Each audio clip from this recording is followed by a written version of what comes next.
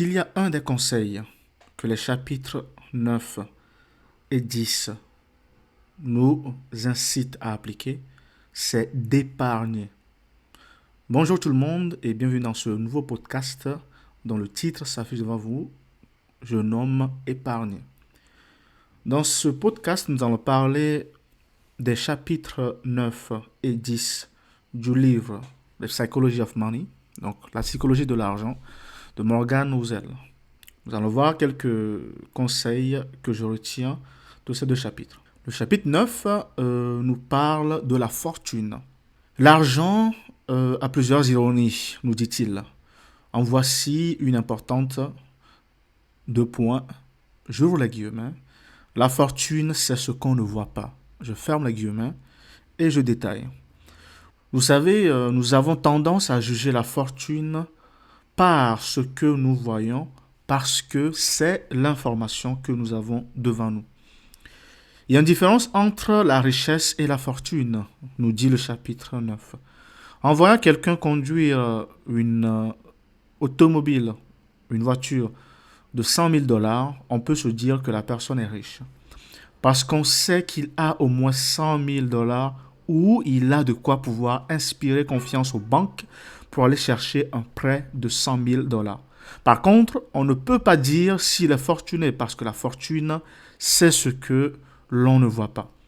Ce sont les actifs qu'on a et qui ne sont pas convertis en biens matériels touchables et visualisables dès le premier regard.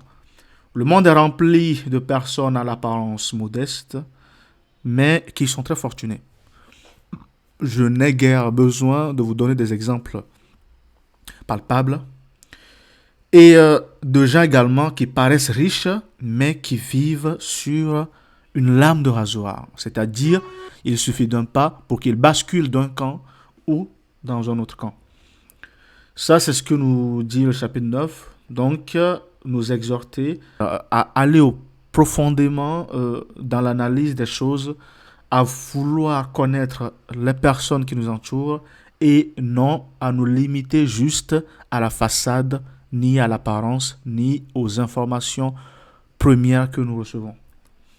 Quant au chapitre 10, eh bien, il nous exhorte à épargner les biens que nous avons déjà constitués. La première idée, simple mais facile à négliger, c'est que bâtir une fortune a peu à voir avec nos revenus, nos retours sur investissement, mais plutôt ça a beaucoup à voir avec notre rythme de dépenses ou d'épargne. Peu importe ce qu'on gagne, on peut épargner si on prend conscience de l'importance, ou plutôt de son importance. L'épargne peut être créée en dépensant moins. On peut dépenser moins en désirant moins. Et pour désirer moins, il faut que l'on s'occupe moins des affaires des autres ou de ce que les autres pensent de nous.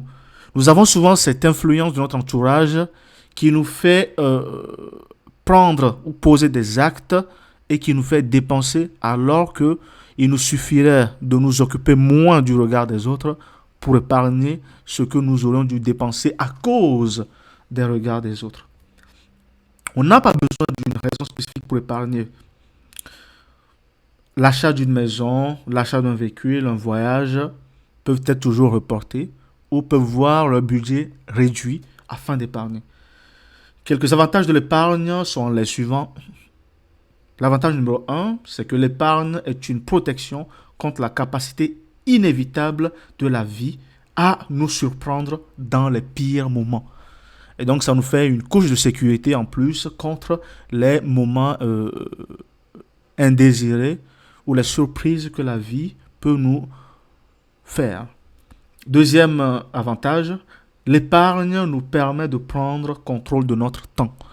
Dans une précédente vidéo, je vous donnais l'exemple du fait d'être salarié et de la peur qu'il y a de ne pas pouvoir quitter du jour au lendemain parce qu'on risque de ne pas très vite trouver un nouvel emploi ou parce qu'on risque les conséquences de notre patron. Eh bien, lorsqu'on a de l'argent ou bien lorsqu'on a de l'épargne, notamment une épargne de sécurité, eh bien, on peut quitter quand on veut et pendant la durée que l'on veut.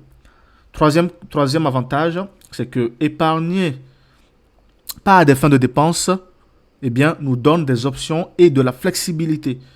La capacité à attendre que de belles opportunités surgissent, eh bien oui. Lorsqu'on a de l'épargne, on ne vit pas de fil en aiguille.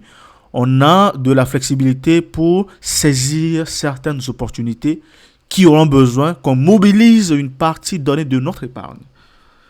Cela nous donne aussi le temps de réfléchir et cela nous rend capable de changer le cours des choses selon nos propres conditions et nos envies.